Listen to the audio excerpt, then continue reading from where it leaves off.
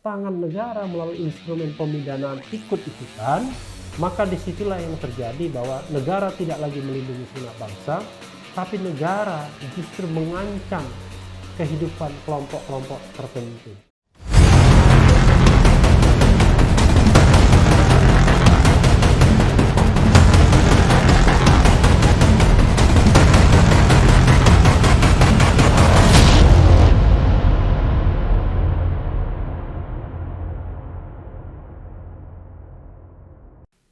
Assalamualaikum warahmatullahi wabarakatuh, Sobat RH sekalian. Jumpa lagi kita di channel yang keren ini, Keren Cadas. Kali ini saya akan membacakan mengenai lagi-lagi pelaporan ya. Kali ini menimpa Said Didu. Sindir Menak di Twitter, Said Didu dilaporkan ke polisi. CNN Indonesia, Rabu 23 Desember 2020. Ya, kita ingin belajar soal filosofi ya, Sobat Era sekalian. Kita tahu bahwa kadang-kadang hukum itu sudah makin jauh dari keadilan. Hukum itu kehilangan esensinya sebagai jalan untuk menjaga keadilan ya. Kita akan lihat, kita akan bacakan ya. Jakarta, CNN Indonesia, mantan Sekretaris Menteri BUMN Muhammad Said Didu kembali dilaporkan Bareskrim Polri terkait cuitannya yang diduga menghina Menteri Agama Yakut Khalil Qaumas. Didu dilaporkan oleh Ketua Pimpinan Anak Cabang Ansor Jagakarsa, Wawan, atas nama pribadi ke Bareskrim Polri. Adapun isi cuitan Said Didu melalui akun Twitter Said Didu yang diduga menghina Gus Yakut ialah, "Terima kasih atas penjelasan Mas Kodari. Akhirnya kami tahu bahwa Pak Presiden inginkan Menak untuk menggebuk Islam. Sekali lagi terima kasih." Tadi kami telah melaporkan hari ini, alhamdulillah sudah diterima Bareskrim. Jadi kita laporkan akun Twitter Muhammad Said Didu, kata Wawan kepada wartawan di Mabes Polri Jakarta Rabu 23/12. Dalam perkara ini Wawan menuturkan bahwa laporan tersebut telah diterima polisi dengan nomor LPB 0719-12-2020 Bareskrim tertanggal 23 Desember 2020. Menurutnya, laporan itu dibuat karena pernyataan Said tersebut dinilai terlalu menghakimi Gus Yakut. Padahal kata dia, Ketua Umum GP Ansor itu baru saja dilantik menjadi Menteri Agama. Itu isi Twitternya itu sudah di screenshot mengenai bahwa Bapak Presiden inginkan Menak untuk menggebuk Islam. Ini kita bisa lihat ada ujaran kebencian juga terkait SARA yang kedua, tentang 207 KUHP penghinaan terhadap penguasa, ucap dia. Oleh sebab itu, Wawan menduga bahwa telah terjadi pelanggaran dugaan tindak pidana ujaran kebencian atau permusuhan individu dan antar golongan SARA serta kejahatan terhadap penguasa umum. Hal ini kata dia sesuai dengan pasal 45A ayat 2 junto pasal 28 ayat 2 dan atau pasal 207 KUHP. Ini bukan pertama kalinya Didu berkasus di Bareskrim. Dia juga pernah dilaporkan atas dugaan pencemaran nama baik oleh Luhut Binsar Panjaitan. Laporan tersebut dibuat kuasa hukum Luhut Arif Patramijaya dan terdaftar dengan nomor LPB Bareskrim tertanggal 8 April. Polemik Said dan Luhut bermula melalui sebuah video yang diunggah Said di kanal YouTube pribadinya dengan judul MSD Luhut hanya pikirkan uang, uang, dan uang.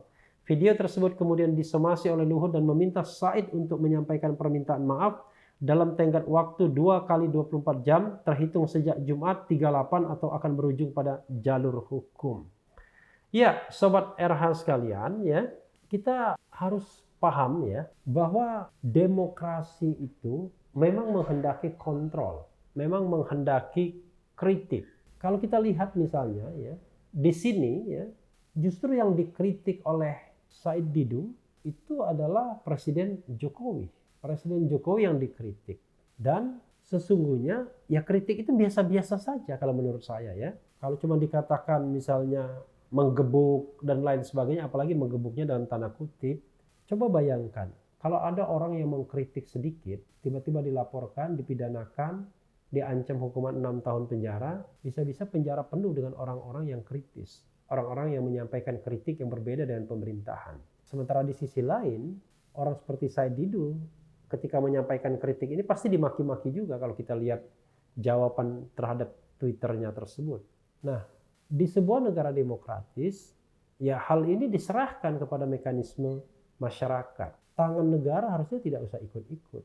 Kalau misalnya ada yang merasa dicemarkan, dihinakan, seharusnya ya lakukan seperti Luhut bin Sarpanjaitan terlebih dahulu seharusnya. Ajukan somasi, lalu kalau somasinya tidak digubris, baru kemudian dilaporkan tindak pidana. Atau sebenarnya yang lebih bagus lagi adalah negara tidak ikut campur-campur dalam urusan seperti ini. Jadi silahkan kemudian menggunakan jalur misalnya privat kalau memang bisa dibuktikan ada sebuah kerugian. Tapi yang paling bagus adalah ya memberikan klarifikasi, memberikan sebuah pendapat yang merupakan counter. Nanti biarlah masyarakat yang menilai apakah penilaian Said Didu yang kredibel atau penilaian katakanlah pihak lain. Kalau setiap saat ya orang dilaporkan, maka demokrasi kita akan terancam. Setiap saat, bayangkan Sobat RH sekalian. Jadi harusnya penegak hukum harus betul-betul melihat bahwa wilayah ini adalah wilayah demokrasi. Wilayah demokrasi itu memang begitulah. Ada kritik, ada pendapat. Sejauh itu tidak menyentuh secara fisik, ya harusnya itu bagian dari konsekuensi. Ada orang mengatakan ya bahwa negara kita adalah negara Pancasila. Negara yang ada sopan santunnya. Benar, karena itu kalau ada yang mau mengkritik, kritiklah dengan sopan santun.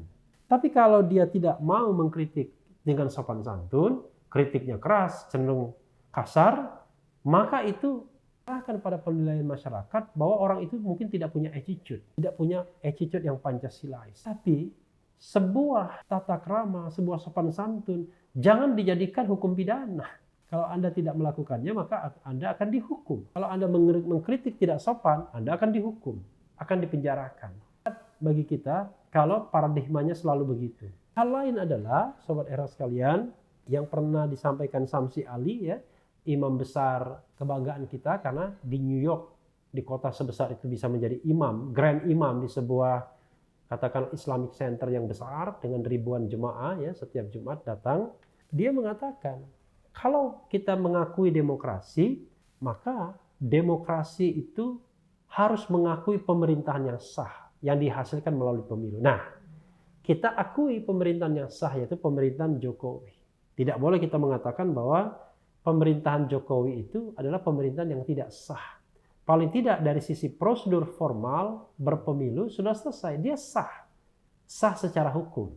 Perkara kemudian ada orang yang mengkritik, maka itu adalah bagian kewajiban, hak bagi warga negara.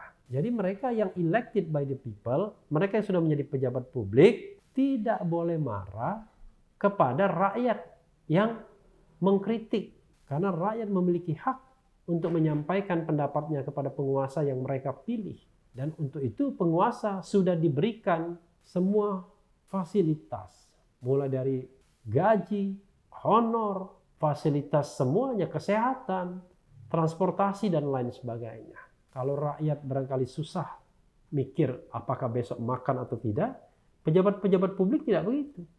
Karena setiap hari negara menyediakan makan bagi mereka. Jadi wajar kalau rakyat kemudian menjaga pejabat publik dengan cara mengajukan atau melancarkan kritik.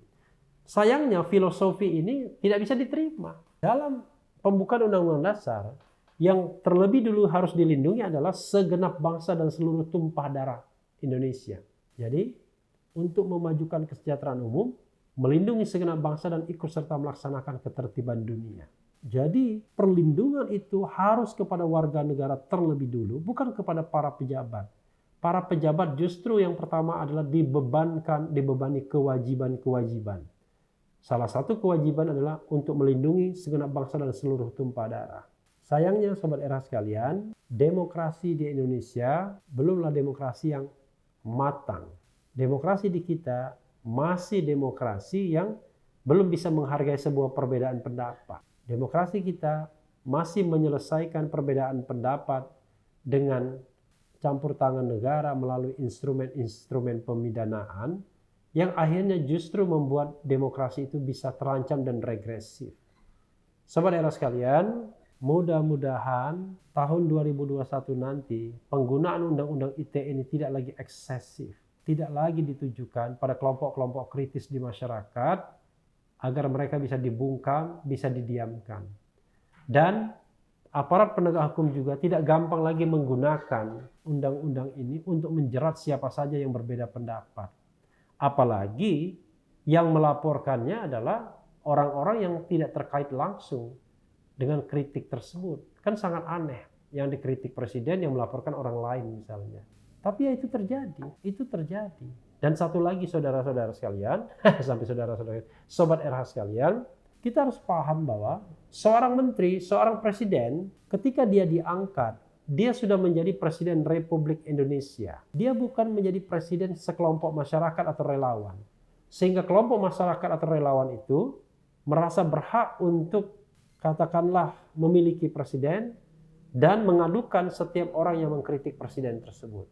Ini yang sebenarnya tidak sehat. Karena pejabat itu dilantik, disumpah untuk mengabdi kepada seluruh rakyat Indonesia. Tidak peduli apakah rakyat itu mendukung atau tidak. Jangan ada nuansa misalnya untuk menyudutkan atau membiarkan kelompok masyarakat lainnya, lalu mengangkat atau melindungi kelompok masyarakat lainnya. Negara harus netral, berdiri di atas semua golongan dan kelompok. Kalau ada konflik horizontal di antara kelompok tersebut, negara bertugas mendamaikan. Kalau tidak bisa didamaikan, silakan mereka menempuh jalur hukum perdata sebagai sesama warga negara yang berlaku azas equality before the law. Tapi ketika kemudian tangan negara melalui instrumen pemidanaan ikut-ikutan, maka disitulah yang terjadi bahwa negara tidak lagi melindungi segenap bangsa, tapi negara justru mengancam kehidupan kelompok-kelompok tertentu. Bahkan negara bisa mengancam demokrasi ke depan dan akhirnya justru kita akan jatuh di jurang otoritarianisme di mana perbedaan pendapat tidak bisa ditolerir, perbedaan pendapat berujung dengan pemidanaan. Sobat era sekalian, mudah-mudahan angin segar akan muncul di 2021. Ada harapan bagi pulihnya demokrasi kita yang sekarang seperti mau lumpuh. Ada yang mengatakannya mati. Saya tidak ingin mengatakannya mati karena ruang kebebasan itu masih ada, ya, tidak represif 100%, tetapi kita tidak boleh mentolerir anasir-anasir otoritarianisme sehingga nanti pada akhirnya kita akan menyesal karena kita semua akan menjadi korban dari sebuah sistem yang otoriter tersebut. Mungkin sebagian kelompok masyarakat hari ini dalam tanda kutip merasa di atas angin karena mengendorse kekuasaan, dan barangkali aparat lebih mengentertain mereka-mereka yang dekat dengan kekuasaan. Tetapi besok ketika kekuasaan berganti, maka tidak boleh ada hal yang serupa terjadi lagi menjadi gejala yang tidak sehat. Saya berharap bahwa politik kita bukan politik balas dendam. Politik kita adalah politik Pancasila yang didasarkan pada ketuhanan yang Maha Esa, kemanusiaan yang adil dan beradab, persatuan Indonesia, kerajaan yang dipimpin oleh hikmah kebijaksanaan dalam permusyawaratan perwakilan, dan keadilan sosial bagi seluruh rakyat Indonesia. Jadi, semua anak bangsa berhak atas itu semua.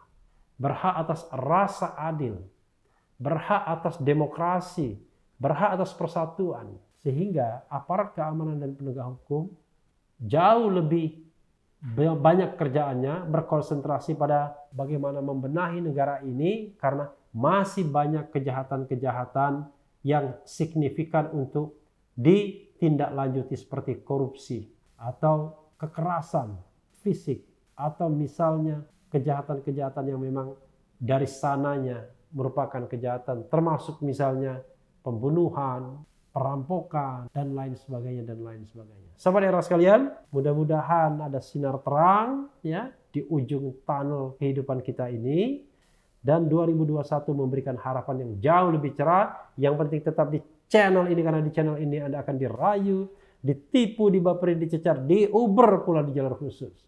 Karena channel ini adalah channel yang mengancam, memeras, dan membenci. Jangan lupa subscribe, like, comment, and share. Cheers.